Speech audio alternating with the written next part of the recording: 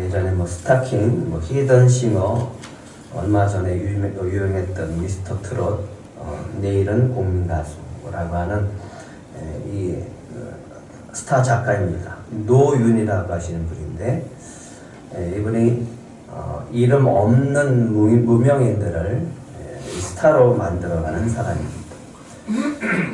이름이 없어요. 그런 이름 없는 사람들이 이 오디션 프로그램을 통해서 이 스타가 되어지는 이 과정을 통해서 어떻게 저렇게 할 수 있을까를 생각하면서 이번에 대해서 참 매력적이다 라고 저는 생각을 했습니다. 이분이 이런 말을 해요. 그래요, 뭐 우리도 마찬가지죠. 시청자의 입장에서 재미가 있으면 채널을 어떻게 할까요? 금방 돌려버리죠. 사람들은 1도 고민하지 않을 겁니다.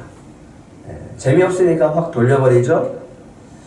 그러면서 이런 말 합니다. 한 번 떠나는 사람은 다시 안 돌아온다.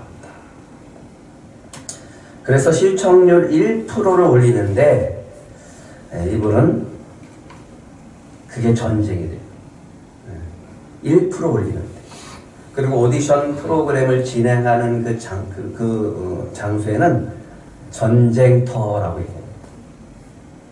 우리는 그냥 재밌다 이렇게 보지만 그 속에서 이 모든 것들을 이 연출해내고 이것을 만들어가는 사람들에게는 정말 이 피가 흘려지는 그런 수고가 있는 것이죠.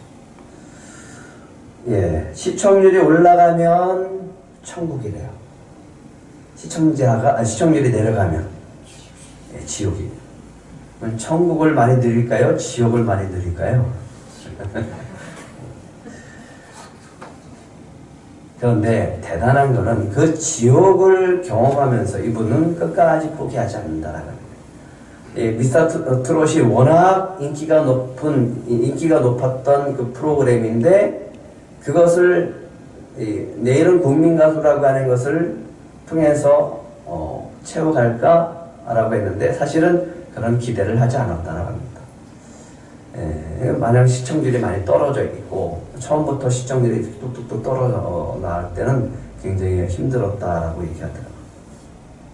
그런데도 불구하고 포기하지 않습니다. 그래서 이분의 별명은 복종입니다. 복종. 그런데 이 친구가 이런 별명을 줘줬대요. 야, 너는 복 짓는 여자다. 복 짓는 여자. 저는 이분이 이런 히트작을 어떻게 만들어낼 수 있었을까? 어떻게 저렇게 히트를 할 수 있을까를 한번 곰곰하게 생각을 해봤습니다. 이 시대에 이런 시청률을 높일 수 있는 이 프로그램을 제작할 수 있는 비결이 뭘까?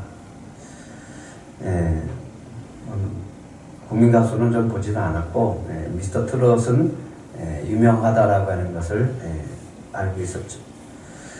그렇다면 이분이 어떻게 할 수 있었을까? 그냥 제 나름대로 분석을 해봤어요. 대중을 너무 잘한다. 대중을 잘하는 사람이다 라고 저는 생각합니다. 어떻게 하면 사람들이 재미를 느끼는가, 어떤 곳에서 사람들이 흥미를 느끼는가, 어떤 호기심을 갖고 TV를 보고 있는가, 이런 것들을 너무 잘 파악을 하는 거죠. 그러면서 그 안에 뭐가 들어있냐면 감동이 있습니다.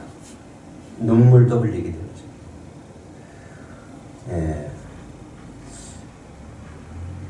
어제 이분의 기사를 쭉 읽다가 그 미스터 트롯에 나오는 그 정동원이라고 하는 그 친구가 있는데 어린 친구죠. 그 친구에게 미션을 주면서 희망가를 부르게 했대요, 이분이. 근데 희망가는 자기 아버지가 즐겨 부르던 노래였대요. 근데 그거를 그 아이한테 부르게 한 거예요. 그래서 도대체 어떤 의도일까라고 하면서 저도 찾아봤어요. 근데 앞에서 세 사람이 노래를 하다가 맨 마지막에 한 소절만 딱 부르는 거예요. 근데 거기서 제가 뭉클하면서 눈물이 나는 거예요. 도대체 이 기획을 어떻게 하는 걸까? 예, 참 감동을 줄 수 있는 사람이구나. 감동을 주는 사람이구나 라는 것을 생각을 했습니다. 그러면서 이런 프로그램을 보면서 뭘 느끼냐면요, 무명한 사람들이 하나씩 하나씩 경쟁 속에서 경쟁을 치러가면서 조금씩 올라가면서 스타가 되어지는 과정을 우리가 보게 되어집니다. 아마도 이 사람은 스타가 될 사람의 보는 그런 안목이 있는 것 같아요. 그러면서 그 사람 안에 있는 내면에 있는 것들을 다 끄집어내서 그 끼와 재주를 다 발산하게 만듭니다. 아마도 이렇게 생각을 하는 것 같아요. 저 사람은 스타가 될 가능성이 있어 라고 하고 그 사람을 이렇게 스타가 되게 만들어가는 그런 능력이 있는 것 같습니다. 그러면서 사람들은 이렇게 생각하죠. 야, 저 사람도 스타가 되네? 그렇다면 나도 스타가 될 수 있겠구나 라고 하는 그런 소망을 던지는 것 같아요. 아니, 저렇게 평범한 사람이 스타가 되는데? 하는 거죠. 그러면서 많은 사람들이 스타가 되어지면서 인생의 역전이 되어진 모습들을 보게 되어지고 여기저기 나오면서 아주 유명한 인기를 누려가는 것을 보게 되어집니다. 그것을 보면서 많은 사람들에게 꿈을 주고 있지 않을까. 근데 냉정하게 현실을 보면 그래요. 누구나 도전할 수 있습니다. 하지만 누구나 스타는 되지 않습니다. 치열한 경쟁 속에서 일부만 스타가 되어지겠죠. 그렇다면 우리는 어떨까요? 하나님의 나라는요, 누구나 스타가 되어지는 나라입니다. 하나님 나라는 하나님의 선택받은 모든 사람이 다 스타가 되는 나라가 곧 하나님 나라인 줄 믿습니다. 그 선택은요, 전적으로 하나님의 주권 가운데 달려 있습니다. 그래서 그것을 우리는 주님이 이렇게 얘기합니다. 한번 따라해 보실래요? 하나님의 은혜라고 얘기합니다. 우리는 자격이 없어요. 우리는 능력도 없어요. 그런데 하나님이 택해줬기 때문에 우리는 스타가 되어지는 거예요. 그래서 그게 하나님의 은혜라고 합니다. 예수 그리스도를 구주로 영접하는 자는 누구든지 다 하나님의 자녀가 되어지고 하나님의 나라의 스타가 되어지는 겁니다. 그렇다면 여러분은 이미 하나님 나라의 스타가 된 줄 믿으시기 바랍니다. 예, 하나님께서 이스라엘 백성을 하나님의 백성으로 삼기 위해서 한 사람을 선택합니다. 그 사람이 누굴까요? 예, 아브라함입니다. 400년 전에 하나님은 미리 한 사람을 선택했는데 그 사람이 누구라고요? 아브라함입니다. 아브라함을 택하시고 그를 부르시는 목적을 그에게 얘기합니다. 우리가 너무나 잘 아는 말씀이죠. 창세기 12장 2절 3절 한번 같이 읽겠습니다. 시작. 내가 너로 큰 민족을 이루고 내게 복을 주어 내 이름을 창대하게 하리니 너는 복이 될지라. 너를 축복하는 자에게는 내가 복을 내리고 너를 저주하는 자에게 내가 저주하리니 땅의 모든 족속이 너로 말미암아 복을 얻을 것이라 하신지라. 예, 내 이름을 어떻게 한다고요? 창대하게 하리라. 예, 스타가 되게 하리라 라고 하는 거예요. 그게 복이에요. 하나님은 한 사람을 통해서 땅의 모든 족속이 복을 얻게 한다라고. 누굴 통해서? 아브라함 한 사람을 통해서요. 하나님은 아브라함 한 사람이면 충분합니다. 하나님은 한 사람이면 충분해요. 하나님의 사람 한 사람이면 충분해요. 이스라엘이 모세가 시내산에 꼭대기 올라가서 율법을 받을 때 밑에서 금송아지를 만들고 춤을 춥니다. 하나님이 화가 나셨어요. 진노하십니다. 그러면서 내가 다 쓸어버리고 모세에게 합니다. 너로 큰 민족을 이루겠다. 하나님은 한 사람이면 충분해요. 하나님은 한 사람으로 큰 민족을 이루실 수 있는 충분한 능력이 있는 분이십니다. 예. 우리는 우리 노인 작가는 복 짓는 사람이라고 했죠. 그런데 우리는 어떤 사람입니까? 너는 복이 될지라. 우리는 자체가 복이에요. 복을 짓는 사람이 아니라 우리 자체가 복이라고요. 내가 가는 곳이 복된 것이 되어지는 것이고, 내가 예수를 믿기 때문에 우리 가족이 복을 받는 거고, 내가 예수를 믿기 때문에 우리 가문이 복을 받는 복된 사람이라고. 근데 하나님은 한 사람이면 충분하다. 그래서 먼저 부르시고 그 사람을 통해서 번성케 하시는 게 하나님의 방법입니다.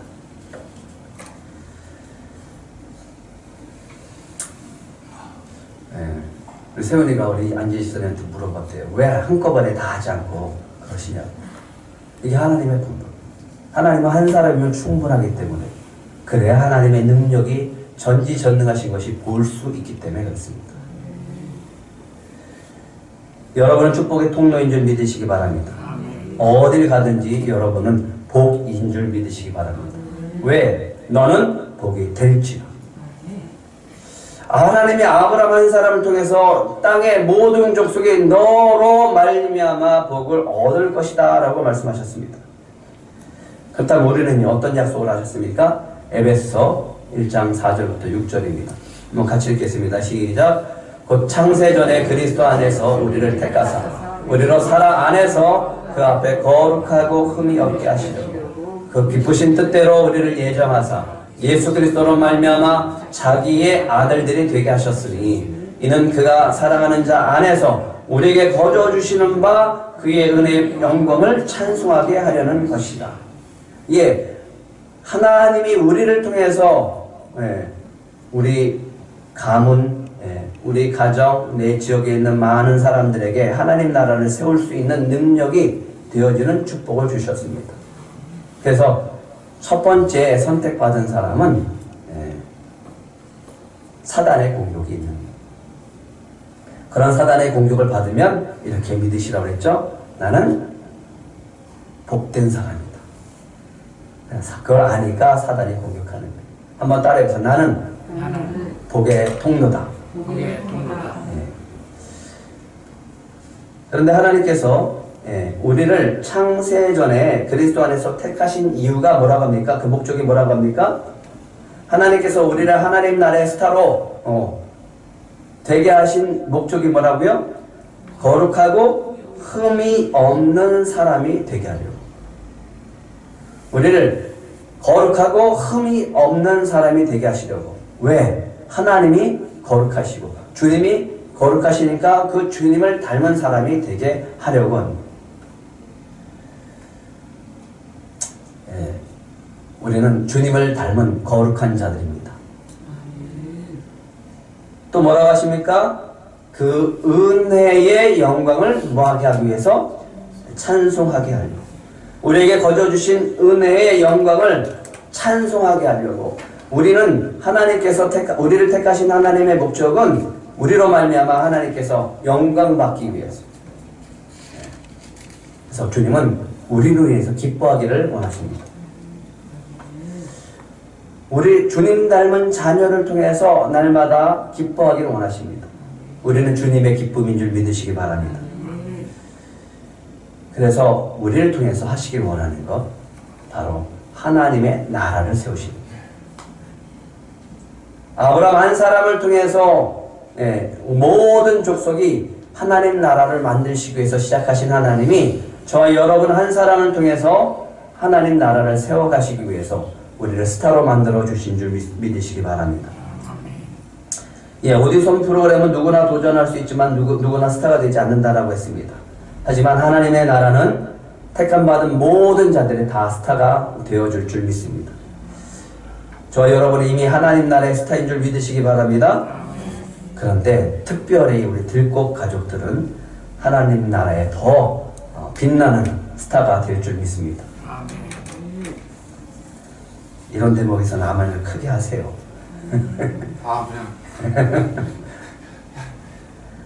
이스라엘은 출애굽을 하면서 이미 세계적인 스타가 되어졌습니다. 하나님이 홍해를 가르고 애굽의 군대들이 수장되는 순간에 이 주변국들이 다 놀라는 거예요. 소문이 퍼지기 시작하는 거예요. 저 가나안 땅까지, 가나안 족속까지 소문이 퍼졌어요. 그래서 그들은 마음이 다 녹아버립니다. 간담이 녹아버렸습니다. 출애굽기 15장 16절에는 이렇게 말씀하십니다. 여호와의 크신 팔로 인해서 돌같이 침묵했더라. 이것이 얼마나 큰 능력인지, 하나님의 능력이 얼마나 큰지 이 소식을 다 듣고 돌같이 침묵했더라. 할 말을 잊어버립니다. 주님은 여러분들을 그렇게 사용하실 줄 믿습니다. 하나님이 나를 통해서 역사하면요, 우리를 핍박했던 사람, 안 믿는 사람들이 입을 다물어 버립니다.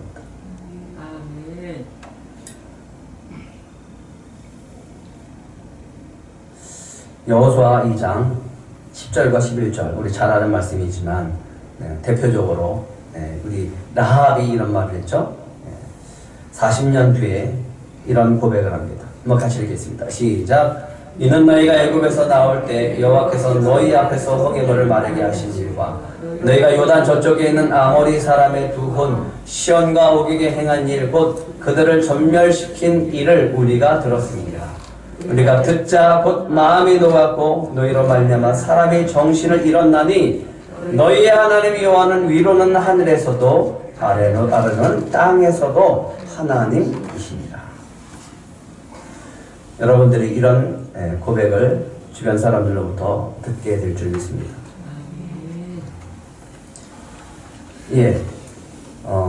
하나님께서 유월절 어린 양을 통해서 이스라엘 백성들을 구원해내셨어요.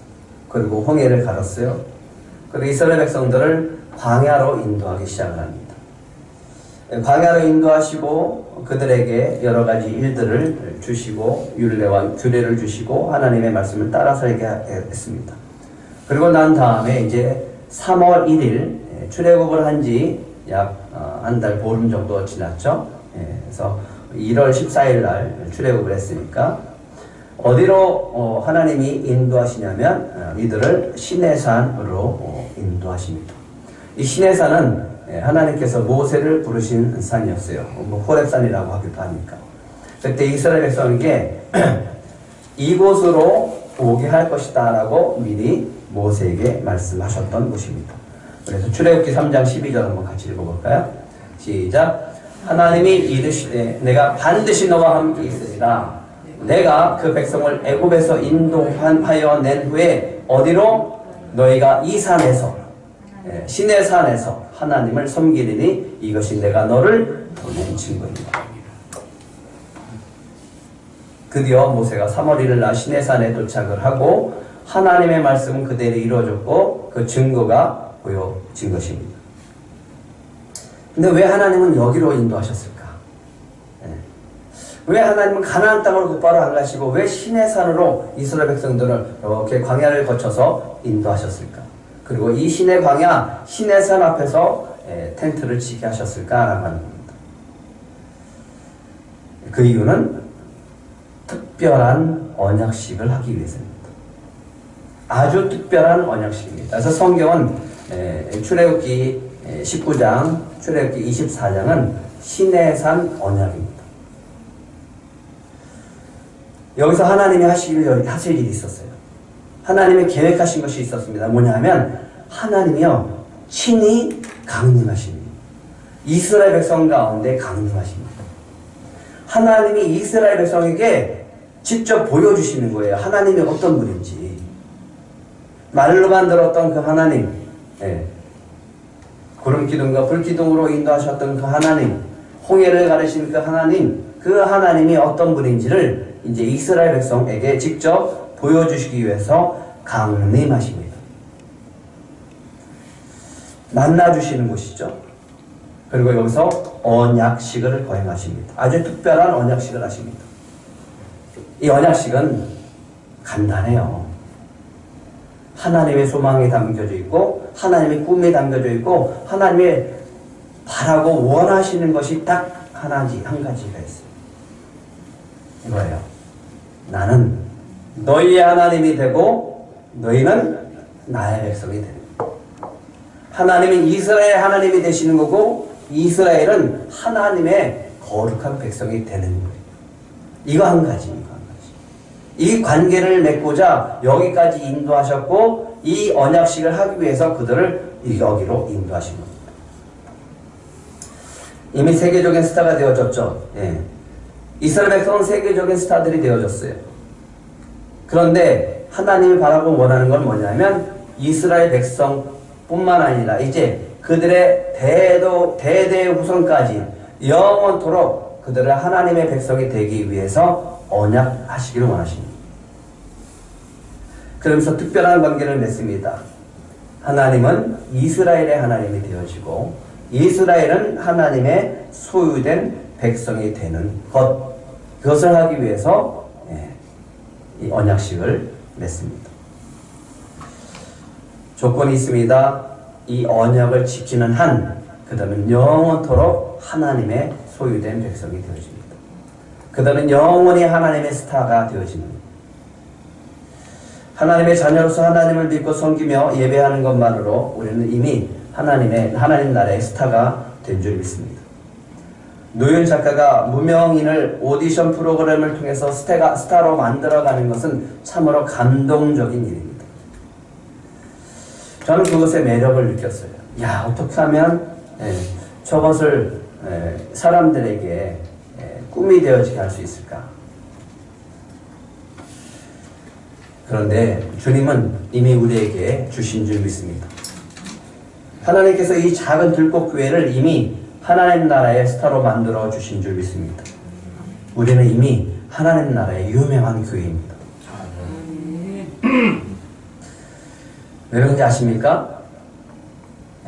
사람들은 다 놀래요. 아니, 작은 교회인데 어떻게 작은 교회를 섬깁니까? 라고 의문을 가집니다.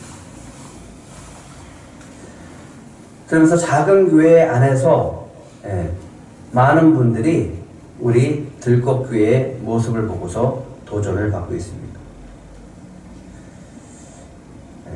한 사람 한 사람 영적인 리더자로 세워가는 것을 알게 되어졌고 또 듣고 또 그 소식을 통해서 작은 교회들에게, 작은 교회 목회자들에게 꿈과 희망이 되어주고 있습니다.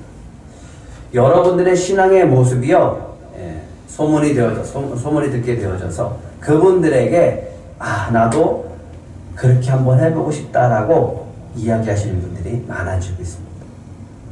좀 자부심을 가지세요. 들꽃교회 목회자, 들꽃교회 성도들의 모습, 신앙생활의 모습을 보면서 작은 교회 목회자들이 소망을 갖고 있는, 우리도 그렇게 한번 해봐야지. 왜 그럴까요?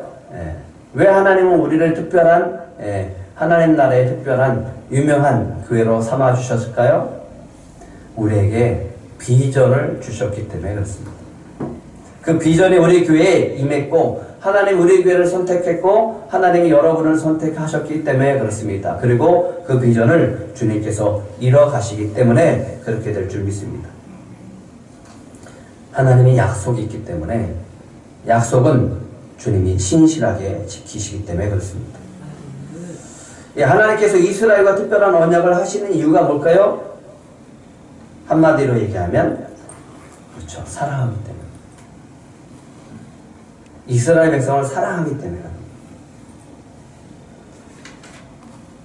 3절과 4절에 3절과 4절 시작. 모세가 하나님 앞에 올라가니 여호와께서 산에서 그를 불러 말씀하시되 너는 이같이 야곱의 집에 말하고 이스라엘 자손들에게 말하라. 내가 애굽 사람에게 어떻게 행하였음과 내가 어떻게 독수리 날개로 너희를 업어 내게로 인도하였음을 너희가 보았느니라. 하나님이 모세를 시내산 꼭대기로 부르십니다.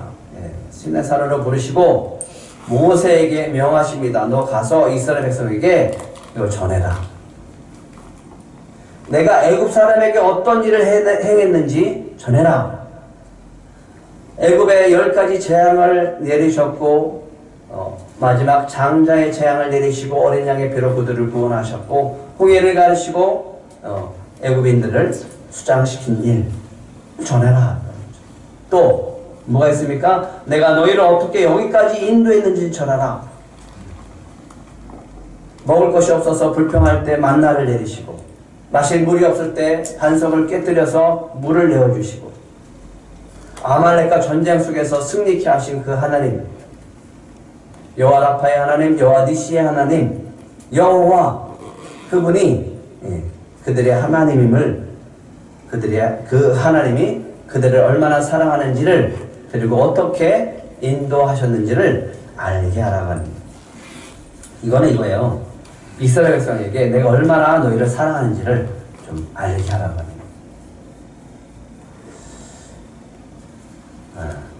왜 이런 말을 할까요? 근데 신명기 32장 11절에는 모세가 이렇게 말합니다. 32장 11절 12절 한번 같이 읽겠습니다. 시작. 마치 독수리가 자기의 보금자리를 어지럽게 하며 자기의 새끼 위에 너풀거리며 그의 날개를 펴서 새끼를 받으며 그의 날개 위에 그것을 엎는 것 같이 여호와께서 홀로 그를 인도하셨고 그와 함께한 다른 신이 없었도다.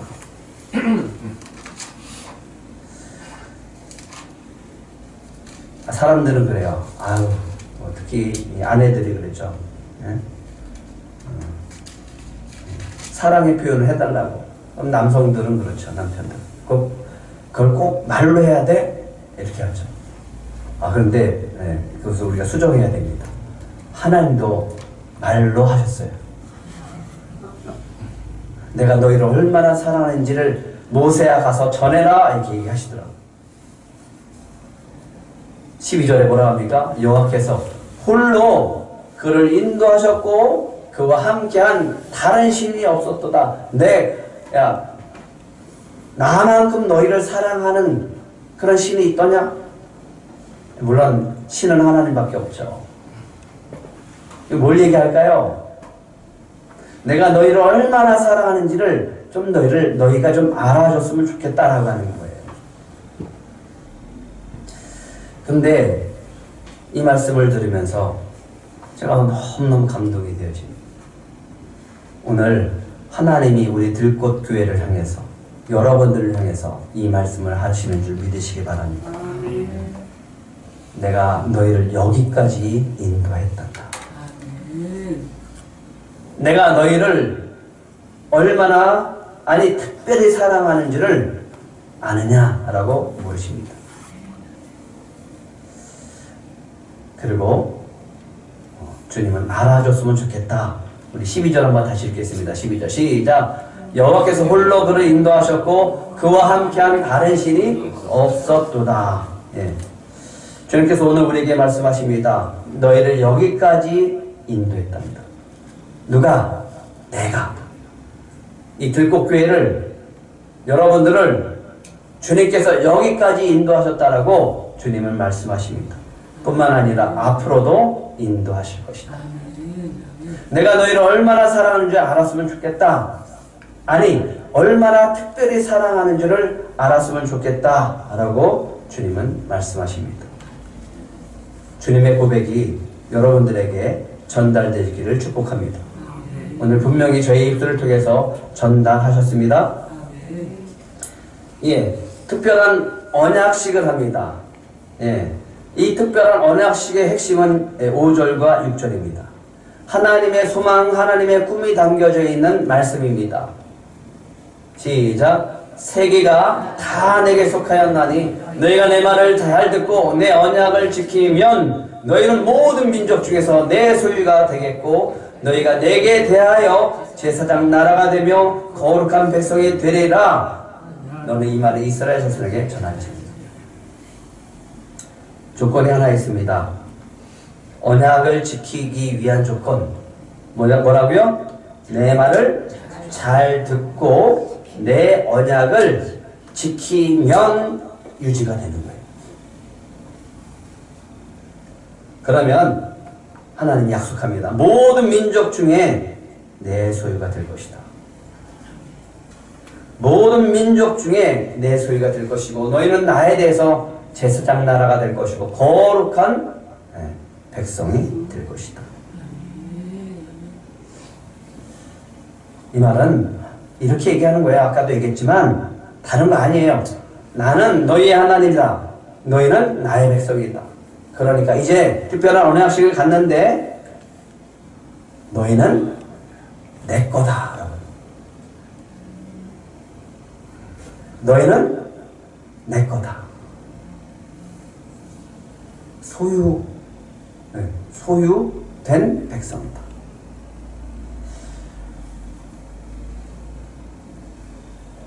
여기서 뭘 볼 수 있나요? 호세아는요, 이거를 결혼식이라고 얘기합니다. 언약식이라고 합니다. 호세아 2장 16절 한번 같이 읽어볼까요? 여호와께서 이르시되 그날에 내가 나를 내 남편이라 일컫고 다시는 내 바알이라 일컫지 아니하리라. 하나님이 누가 됐다고요? 이스라엘의 남편이 되십니다. 예, 저희 목회 철학 고린도후서 11장 2절의 말씀도 다시 한번 읽겠습니다. 시작. 내가 하나님의 열심으로 너희를 위하여 열심을 내노니 내가 너희를 정결한 처녀로 한 남편인 그리스도께 드리려고 중매함이로다. 예, 이 말씀을 준비하면서 목회 철학과 너무 접목이 되어져서 뿌듯하더라고요. 아, 그래. 우리 성도들은 정말 그리스도께 드려진 정결한 처녀다. 여러분들은 이미 주님께 드려진 정결한 처녀인 줄을 믿으시기 바랍니다. 이제 이스라엘 백성은 하나님의 소유입니다. 그러니까 하나님이 바라는 건 뭘까요? 그들의 마음속에 오직 하나님만 있는 거예요. 다른 신을 두면 질투하십니다. 그래서 질투의 하나님이 되십니다.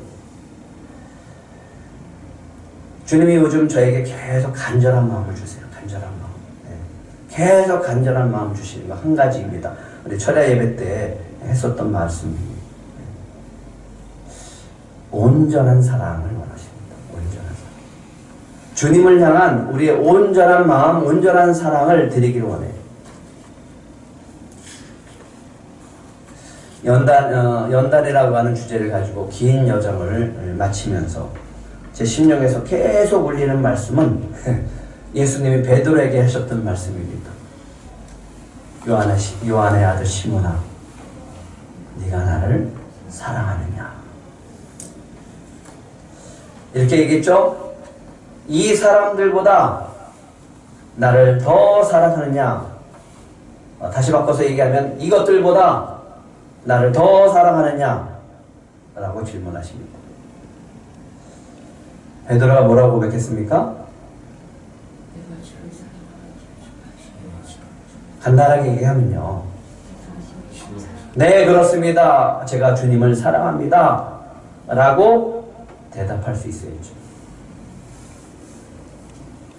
주님 잘 아시잖아요. 제 마음이 어떤지. 비록 실수하고 비록 실패했고 과거에 이렇다고 할지라도 저는 지금 예수님이 저를 택하신 이후부터 지금까지 저는 그 사랑이 변한 적이 없습니다.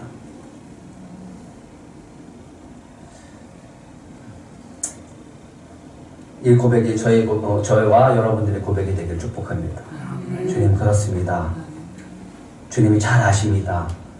제가 이 들꽃교회가 주님을 얼마나 사랑하는지 주님은 잘 아십니다.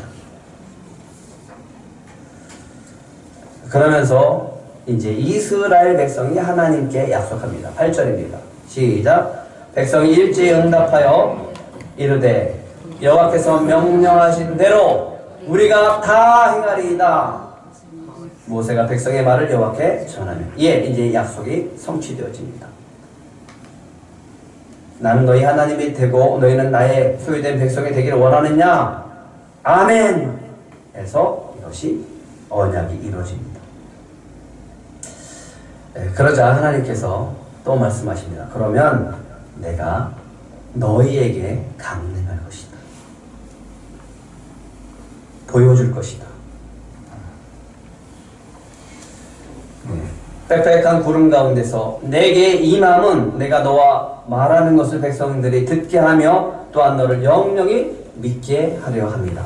그래서 하나님은 그들에게 강림하십니다. 하나님 같은 신이 어딨냐? 하나님 같은 신이 어딨냐? 라고 하면서 나중에 모세가 죽음을 앞두고 고백합니다. 예, 이제 이스라엘 백성은요, 어딜 가는지 아주 매력적인 민족이 되어집니다. 아니, 참 놀라운 것은요, 지금도, 지금 이 땅에도 이스라엘이라는 나라는 참 매력을 갖는 나라예요. 매력적인 나라예요. 하나님의 약속은 영원합니다. 근데 하나님께서 이 이스라엘을 매력적인 나라로 만드는 것 두 가지입니다. 하나는 뭐라고요? 하나님의 소유된 백성, 하나님 제사장의 나라, 거룩한 백성. 초대교회에 매력이 있었어요. 초대교회는 굉장히 매력적인 교회였어요. 왜 그런지 아십니까? 로마인들은 굉장히 이 로마의 귀족들, 이 정치인들 가운데는 굉장히 부자였어요. 많은 사람들을 다스렸고 노예를 다스렸어요. 지금처럼 일부가 다 많은 땅들을 차지하고 많은 권력을 누렸던 것을 보게 되어집니다. 그래서 그들이 이렇게 했습니다. 우리는 특별하다. 로마는 특별하다. 우리는 특별하다. 이렇게 얘기를 했습니다. 근데 더 특별한 사람들이 있었어요. 그 사람들이 바로 기독교인들이었어요. 초대 교회 사람들이었어요. 사도행전 2장 4장에 어떤 일이 벌어져요? 부자가 자기 재산을 다 내놔요, 그냥. 그리고 가난한 자들에게 사도들이 나눠줍니다. 로마보다 더 특별하고 로마인들보다 더 매력적인 사람들이 바로 기독교인들이었어요. 로마인들은 쾌락을 추구했어요. 성적으로 타락했습니다. 이혼하고 재혼하는 일이 너무너무 많았어요. 근데 기독교인들을 보니까 안 그래요. 아내가 남편을 사랑하고 남편이 아내를 사랑하는 성적으로 거룩한 것. 사람들이 그러면서 기독교인들을 다시 보기 시작합니다. 로마인들에게는 노예가 많았었어요. 노예는 소지품이었어요. 그래서 여자 노예를 자기 마음대로 다루는 것이 주인들이었습니다. 죽여도 상관없었어요. 근데 기독교인들한테는 아주 파격적이었어요. 바울이 얘기합니다. 이 오네시모, 이 노예를 형제처럼, 나처럼 대해라. 노예가 아니라 너와 같은 형제로 대우해줘라. 파격적. 누가 기뻐할까요? 노예들, 가난한 자들, 소외된 자들, 힘들고 어려운 자들. 그들이 보면서 야, 기독교는 참 매력적이다. 초대교회의 모습을 보면서 참 매력적이다라고 느꼈습니다. 저는 소망합니다. 사람들이 들꽃교회를 보면서 참 매력 있는 교회다 라는 소리를 듣고 싶습니다. 그런 소리를 듣게 될 줄 믿습니다. 왜 그랬냐면 작은 교회이지만 작은 교회를 섬기는 특별한 교회이기 때문에 그렇습니다. 여러분들은 모두 우리 들꽃교회 모든 성도들은 다 영적인 리더자가 되어지기 때문에 그렇습니다. 특별히 들꽃교회 안에는 성령의 임재가 있고 말씀이 능력이 있는 교회이기 때문에 특별한 교회인 줄 믿습니다. 그래서 작은 교회 모델이 되는 교회가 되기를 축복합니다. 이번 주 미션입니다. 한번 여러분들은 곰곰하게 여러분들을 자신한테 물어보시고 또 주님한테 물어보시기 바랍니다. 주님이 내게 주신 특별한 사랑이 뭘까? 주님이 나에게 주신 특별한 약속은 뭘까를 한번 찾아보시기 바랍니다. 나에게 주신 특별한 사랑 때문에 우리는 일어설 수 있습니다. 나에게 특별한 약속이 있기 때문에 우리는 인내할 수 있습니다. 이 두 가지를 발견하시고 또 함께 나누는 그런 한 주간이 되시기를 축복합니다.